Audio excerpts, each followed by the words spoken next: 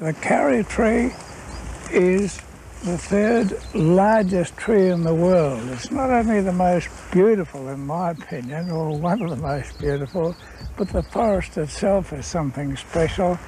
And when you think that when you kill, you knock down a tree that is, say, 300 years old, you're destroying one of Mother Nature's most marvellous creations that you'll never see it anywhere else, except when you'd have to go perhaps to the Californian redwoods. And we've got the same sort of thing here, and we're just wiping it out.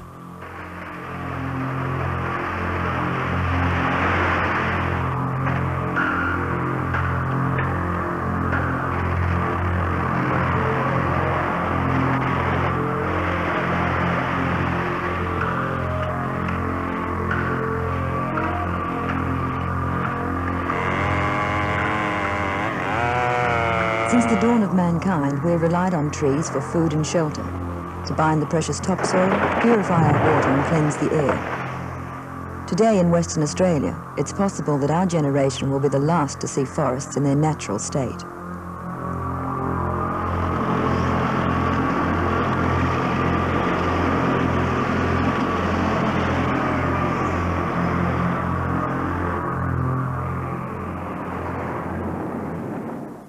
Will all these lovely trees be cut down, sir?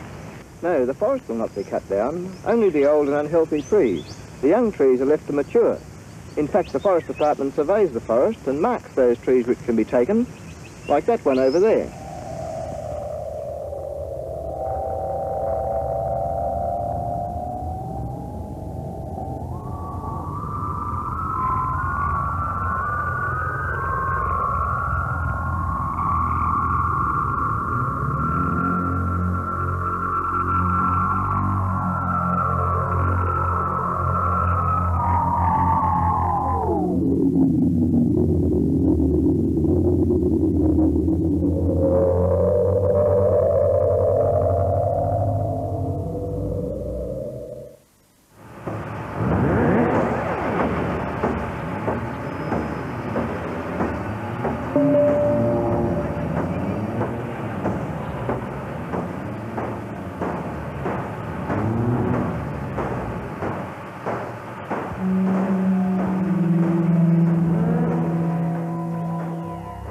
These images are reminiscent of landscapes ravaged by war. In fact, they show the result of modern timber cutting in the publicly owned state forests that cling to a small portion of the southwest of Western Australia. They are administered by CALM, the Department of Conservation and Land Management.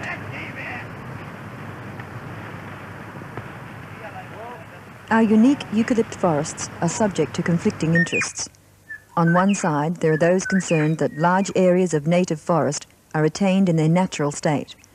On the other is the timber industry, intent on exploiting almost all native forest for wood production. These two interests must share the forests, but from the beginning, the balance has favoured the timber industry.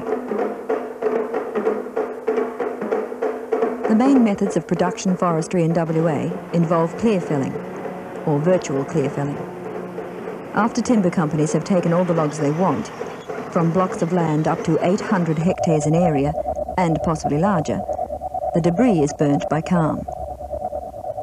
This destroys most of the remaining vegetation, and much of the wildlife.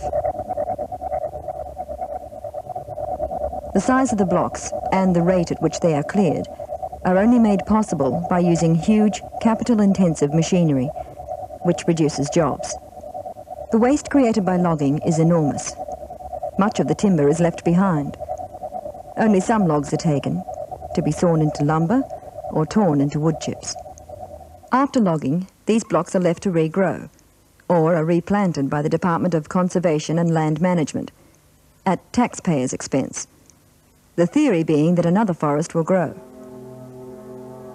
But even if it does survive disease, fires and insect attack, what kind of forest will it be that contains only same-age, single-species trees? Will wildlife that normally uses mature, mixed-aged forest be endangered? Are we creating a less diverse ecosystem? Will it be more like a farm than a forest? The answer, quite simply, is yes. The only continent on Earth that has less trees than Australia is Antarctica. In Western Australia, only about 5% of the land area was ever covered by true forest. Since white settlement, we have reduced this drastically to less than 1%.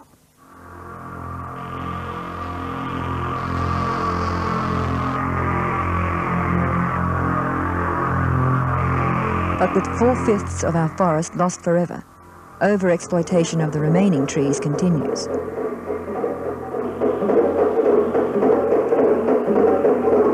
In 1968, large-scale clear felling began, in preparation for the introduction of export wood chipping. By 1976, Boeck, the WA Chip and Pulp Company, now wholly owned by Bunnings, was sending carry and marry wood chips from this area to Japan. This new industry was proclaimed for its efficiency in using waste material from sawmilling activities in state forests. Little did we guess back then that forest waste included whole logs, and that this wonder industry would actually create more waste than it was capable of using.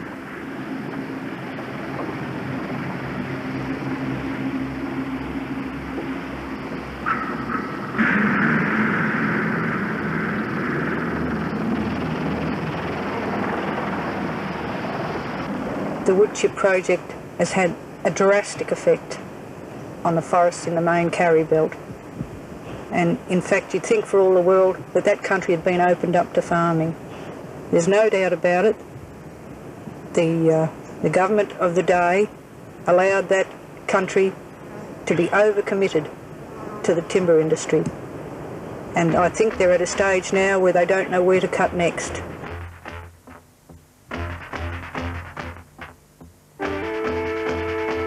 And what are we, the public, getting in return for sacrificing our last stands of mature forests?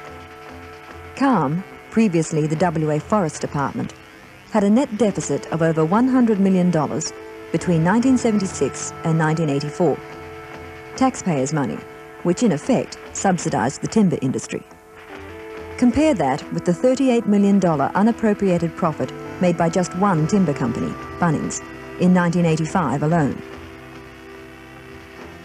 Bunnings, which has been given first choice to approximately 85% of timber taken from state forest and dominates every facet of the hardwood timber industry in the state. Despite years of being subsidised by public money, the timber industry as a whole contributes relatively little to the state's economy and takes almost no responsibility for replacing what it uses from state forests. Wood chipping is just the final indignity placed on our overexploited forests and the public purse. The creation of jobs is used as an argument by government and industry to justify the enormous cost of wood chipping, despite the fact that jobs in the timber industry have steadily declined over the past 20 years through corporate takeovers, mill rationalisation and the introduction of labour-saving machinery. Between 1964 and 1985, the total volume of logs produced, private land, Crown land, increased by over 20%. But employment in the timber industry actually decreased by 47%. So we're using far fewer workers to take out far more wood. This is borne out by figures from new mills, employment in new mills. The new mill that they put in at Walpole employed a third the number of people that the old mill employed. This is the trend.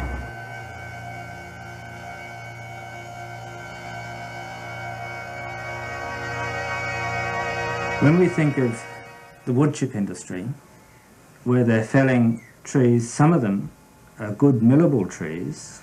By millable I mean saw-millable, and they can be put into the timber industry or at least into the building areas. And these trees shouldn't be chipped, because we're selling the chip at something less than $50 a cubic metre to Japan, who are creating paper and cardboard and that type of thing from it. We're buying paper back from them at something in the vicinity of $2,000 a tonne. that money difference of $1,950 could be used in Western Australia, creating our own employment. At a time when employment is a thing of great concern to everyone, we're sending most of our utilisable products to Japan. How can this happen? Well, it happens when a forest is treated simply as a kind of quarry to get value out of it, pick the eyes out of the forest, make room for transport. What isn't of the highest value is abandoned, left lying around. It happens when man's thinking is ruled as the highest value by what you might call the religion of economics. Nothing else counts except turning things into cash. And the religion of economics is the enemy of all the things that humanity really cares for. Beauty, sympathy, harmony. The harmony that used to be represented in this forest.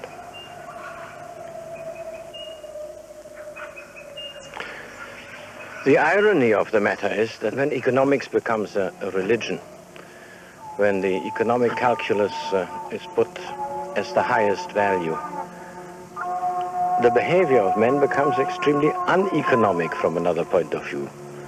I see nothing but wasted resources here.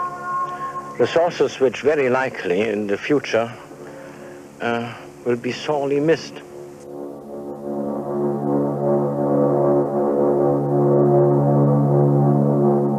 Today, the amount of wood being removed from forests is more than is being grown by replanting and natural regeneration. The ancient Kerr giants that are being cut from the mature forest will of course never be replaced, because regenerated stands will be clear-felled in rotations of 100 years or less.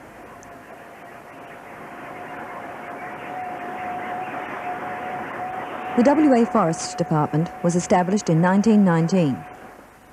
It was meant to caretake the state forests so that they would survive as a natural heritage and timber resource for generations into the future. Just 3 years later, Conservator Charles Lane Poole resigned in protest when the government of the day refused to allow the department to regulate the activities of the timber industry in these forests. Today, CALM appears to be a captured bureaucracy, unwilling or unable to take command of the forests of which it has been given custody. In 1918, this is what Lane Poole wrote. The forests of Western Australia are not the property of this generation alone, but of all generations. We have a right only to the timber that will grow during our lifetime, and it is our duty, I repeat, to hand the forests over to posterity, not only undiminished in area, but also improved in quality. We may cut the interest, but the capital must remain intact. All major sawmilling operations are carried out on a sustained yield basis with the objective of providing each sawmill and the township and community dependent upon it for a large portion of its livelihood with continuous life. The tragic part about all this is that no conservator since Lane Poole's day has ever made any real effort to implement the sustained yield principle. We have a situation today where we can see the end of the line. We can see the end of our matured forest because we're still madly overcutting. After a millable jarrah tree is felled, the limbs and branches, the stump, and often part of the lower trunk are discarded and left on the ground. Only about 1/3 of the volume of the wood in the tree reaches the sawmill. Of this, about 1/3 becomes sawn timber. In the case of a typical marri chip log, there lies a supreme irony. For a start, the chip mill will only take marri logs greater than 3.4 in length, whereas the Nannup mill will take 2.1 in length.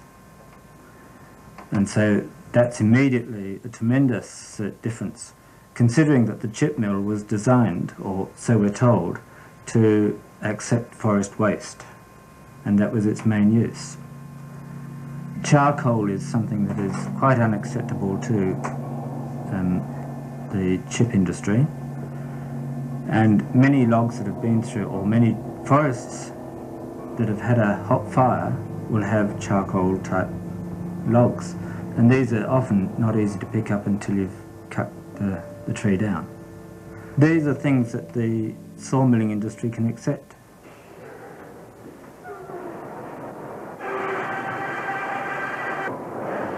Big automated mills are inefficient in recovery of sawn timber. Small mills, on the other hand, have to do much better.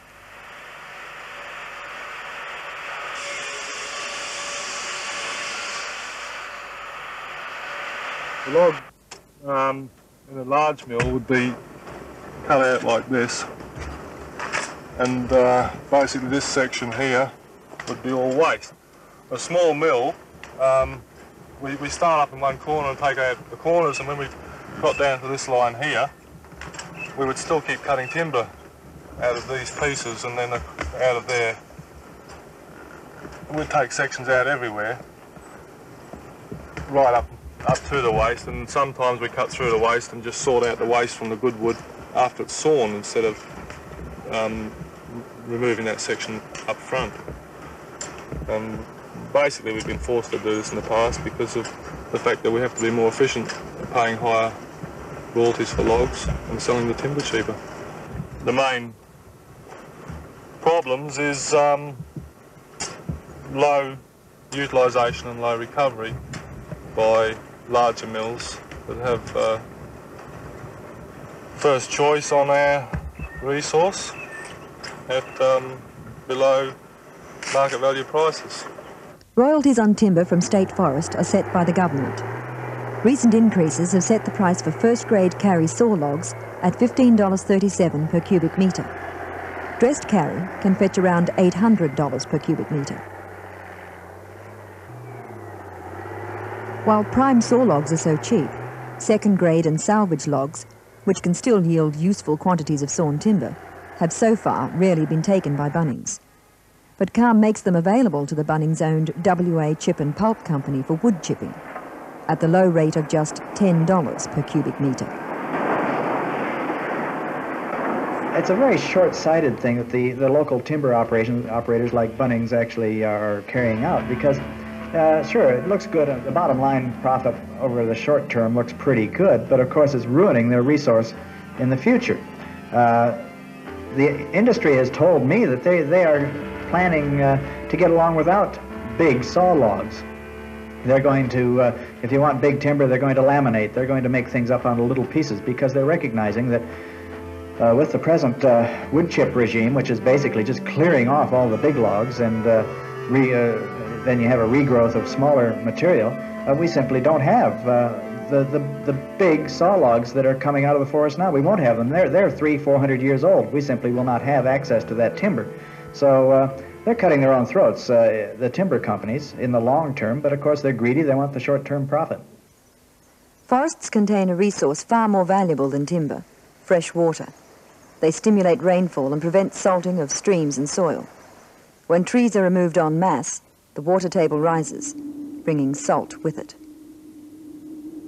And so we've got a very, very salty landscape, one of the saltiest landscapes in the world, and one which needs very careful management if you are going to remove the trees. And our learning about the problem of salinity in Western Australia has been a rather slow process. Now, in a landscape that is naturally adapted to having trees on it, you can quite imagine that once you clear, you're going to cause soil problems. Salt claims over 15,000 hectares of WA farmland each year, and not just in the wheat belt. Of the 15 major watercourses in the southwest, only these 4 presently contain less salt than the World Health Organization's recommended maximum of 500 parts per million. But for how long? If you're going to keep salt out of this district on the south coast here, the high country is going to have to be is going to have to keep its vegetation. If, for instance, if people up the valley here decide to take wood chipping on as an option, they might well not have the problem. The problem could arise here or further down the valley. You see what I mean? So that in this salt, once you start land clearing, you've got to think about the whole land forms in a community, not just in specific blocks of farms. 1978 was a fairly historic year for West Australian viticulture, in the form that just about every vineyard in its early beginning stages lost large amounts of fruit. Ourselves, we lost 60%. A lot of other growers lost more. The larger vineyards lost a lot less. And this was basically due to bird damage which came from the silver eye, which is a very small bird which lives basically on the red gum blossom. Red gum, or marri, is a prime target for wood chippers. Wine growers from Margaret River to the Parongarups are now planting back marri to divert birds from their valuable crops. Any wine grower would support me in saying that, as far as we can see, there's no value in doing anything to the red gum. He's extremely important to the wine industry in Western Australia. Forest blossom also supports the beekeeping industry, which has already suffered decreasing honey yields due to the forest's decline. The blossom of a regenerated karri forest, for example, is not ready for honey production for at least 40 years. Even the national parks are under pressure, even though they're our most secure form of reserve. They can be changed by Act of Parliament, and a government so minded could tough it out and alter the legislation and hand even national parks over to logging. I think that is some indication of the power of the timber industry, the power of the timber lobby to get its will, and its will is to cut every area, or virtually every area of forest containing old karri and marri and jarrah trees, every area in the state, even national parks. The government states that it holds more than half the karri forests in reserves, but the status of many of these can be changed by CALM without parliamentary approval. The pink dots on this map indicate flora and fauna reserves, the green areas national parks. These are the only reserves relatively safe from the chainsaw. Shown against the state forest, it's obvious that very few of these reserves lie in forested areas. In fact, less than 6% of karri forest is in national parks.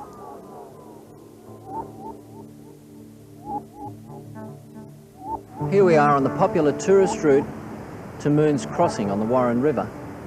Now, what we have here is a road reserve, which obviously has been removed. Now, these reserves were set up as a condition of allowing wood chipping to occur in the first place, where they were to leave unbroken corridors of forest along roads for aesthetic reasons, along rivers to preserve the purity of the water, and also to give the wildlife unbroken corridors of forest which were to link up with conservation reserves. An important point to remember about the road, river and stream reserves is that while they are counted in this 50% of the karri forest in reserves, they are in fact already being logged. So that gives you some indication of how insecure these reserves are. On the one hand, we're told that they're part of the reserve system of the karri forest. On the other hand, they are actually being clear-felled right now. Now, we sign world conservation strategies, we sign national conservation strategies, and we develop our own state conservation strategies, which says that we're going to preserve natural ecosystems. Well, we can't preserve natural ecosystems and exploit the forest as well. Tourism offers a dynamic future for development and jobs in the southwest. But while mature forests, particularly of majestic karri, are whittled away, so too are the attractions for visitors. A lot of people express a disappointment that there aren't more big trees around. Many of our regular visitors, we have people who have been coming down for 30 and 40 years from Perth, and there's an emerging concern that the forest that they knew is disappearing.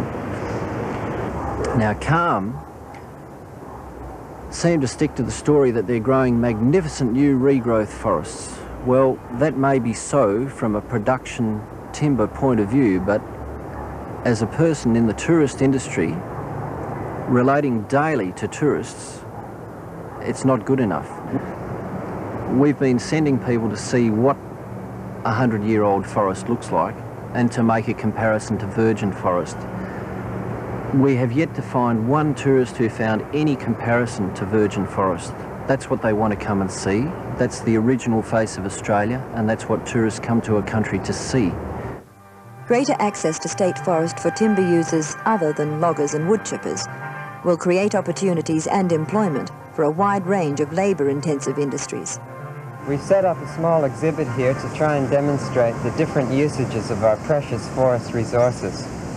We've got half a ton of wood chips here, and we've got half a ton of fine quality furniture. All this wood is supposed to be rubbish.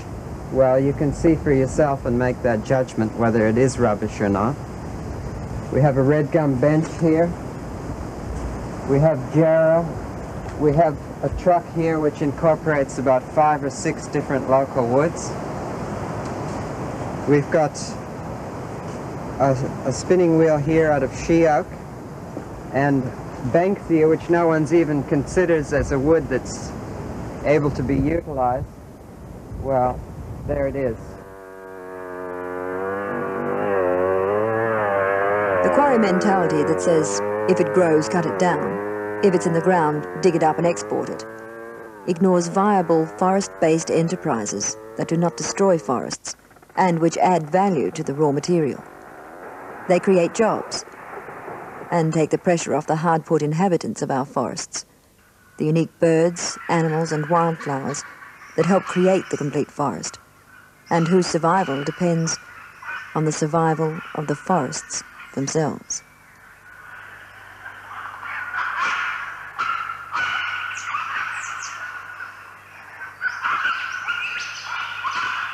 The two types of birds that will be definitely threatened with clearing would be the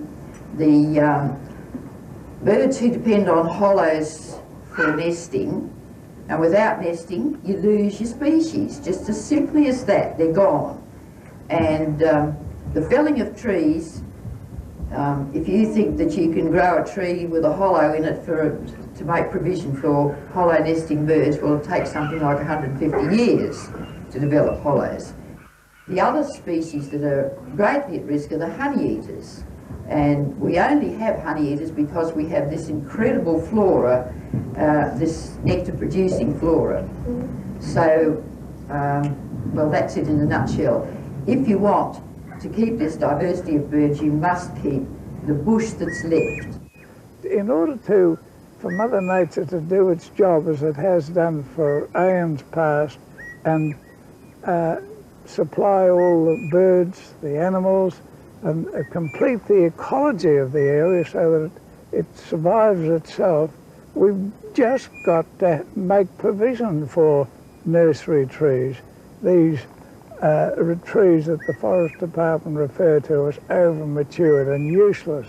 There's nothing useless in nature, nothing goes to waste.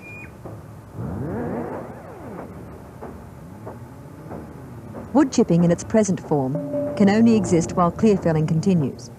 And clear felling is a grossly wasteful exploitation of our forests. It cannot be justified morally, socially, or in the long term, economically.